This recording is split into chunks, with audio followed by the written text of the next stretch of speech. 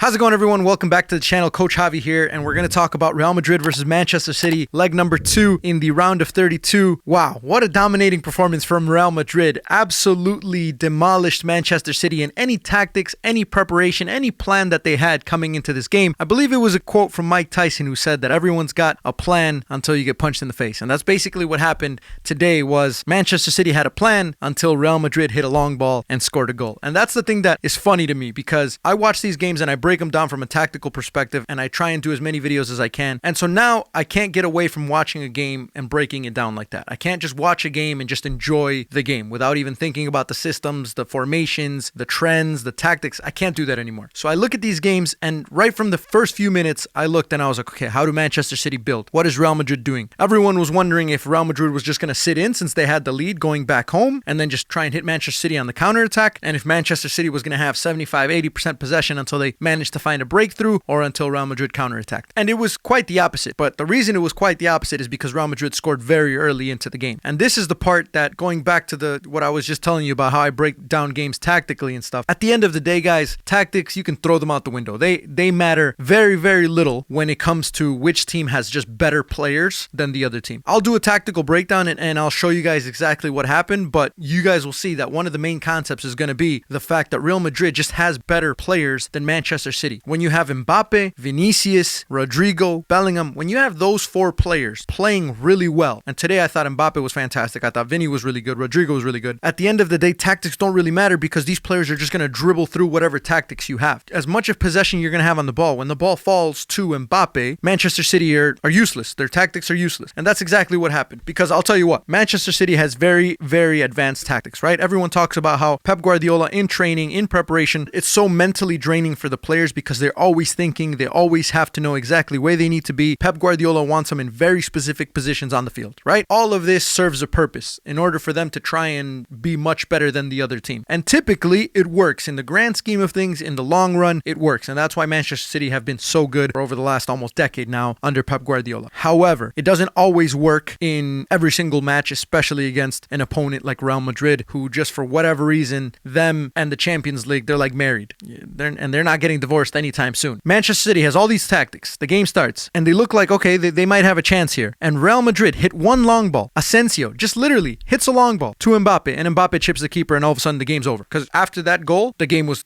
done. It was going to be way too much for Manchester City. The risk of them going forward now eventually caused them to be a little bit more open. Real Madrid took advantage, and then the game finished 3-1 in the end with a late goal from Manchester City, a consolation goal. But you think about all of these advanced tactics and all of the positioning and all of this from the Manchester City players and all that they train, and Real Madrid broke them with a long ball. That's it, just a long ball, which honestly is interesting, and it's kind of ironic given the fact that Pep has been using the long ball as a legitimate tactic in recent games. That's how they absolutely smashed Newcastle. That's how they've beat Chelsea in the past. And today, Real Madrid literally smacked them with a long ball. That's it. Over the top, Mbappe chips the keeper, game's done and dusted. And from there, when there's a little bit less pressure, and when you're the team that doesn't need to score anymore, that's even better for Vinicius, for Mbappe, for Rodrigo, for all of these players, because they have all the confidence in the world to just go and start dribbling at players 1v1. And if you looked at the Mbappe goal that he scored, I believe it might have been the hat trick, just does a nice little scissors, boom, slots the ball into the bottom corner. It's unbelievable how good Real Madrid are when all of their players are in form. And if we look at before the game, this is where I think it was kind of the end before the game even started, right? The game was over before it started when we heard the news that Erling Haaland was not going to start. He was not fit enough to start the game, so he had to switch it up and put Omar Marmoush up top. Omar Marmoush coming off of a hat trick against Newcastle. Unfortunately, it's not just about having your best players on the field. You have to put them in the right positions. The guy is not a center forward. He's not a number 9. And I get it. Manchester City had nobody else to put in that position, so he had to go in there. But this is where little decisions make a big difference. And I'm talking about how they let Julian Alvarez leave. When he left, it was because he wasn't getting as much playing time as he wanted. And Manchester City and Pep are really easy to let players go. Pep has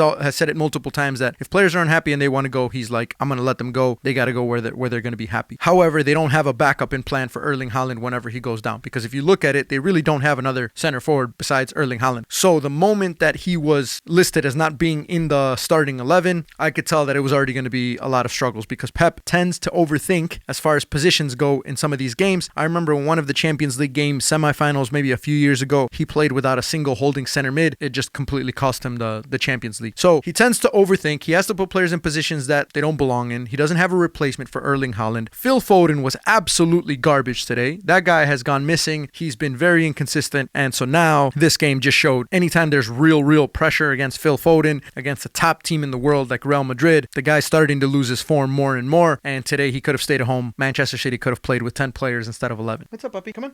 You gotta be quiet, okay? Be quiet. All right? Roman hit you. Do you want me to spank him? And this all goes back to me giving credit to Real Madrid, because Real Madrid, if you think about the last decade or two almost, they have not gone a real single season without having players in place to replace the ones that are going to leave. Dating back to the Ronaldo days, before the Ronaldo days, the old Ronaldo and all those guys, when have you ever seen Real Madrid with not enough attacking players that are top players in the world? Honestly, think about the last time. Every team goes through spells where they lose really good players and they don't have anybody to replace them and they just kind of struggle. And then we talk about rebuilds a lot in the Premier League. Liverpool have to rebuild. Arsenal have to rebuild. Manchester City before Pep have to rebuild. Manchester United, I mean, they got to tear the whole thing down and rebuild. Real Madrid is probably the one team that has never ever had to rebuild. Always find the right players before they have to do that, before they lose their best players, and they slowly start bringing them in. If you think about the players that they have now, and you think about, we talk about the front four, and then they start buying players like Endrick, who may not be ready right now, but they will be ready by the time that one of those four players has to move on. And you've heard it multiple times from every player in the world that when Real Madrid comes calling, you have to pick up the phone. That's the one team that you do not say no to. And so they've done a really good job of building this to where they might have bad spells here and there, but you know Real Madrid will always be one of the top teams in the world. And in the long run, there's absolutely nobody better. So given this result now, Real Madrid are going to be drawn against either Atletico Madrid or Bayer Leverkusen. And honestly, that's slightly disappointing for Atletico or Leverkusen, given the fact that you shouldn't be playing Real Madrid in the round of 16. That's a team that you don't want to face until the final if you have to. So Real Madrid once again show the world why they're the best club or one of the best clubs in the world right now, and why they're almost impossible to beat in the Champions League. Let me know your guys' thoughts in the comment section down below.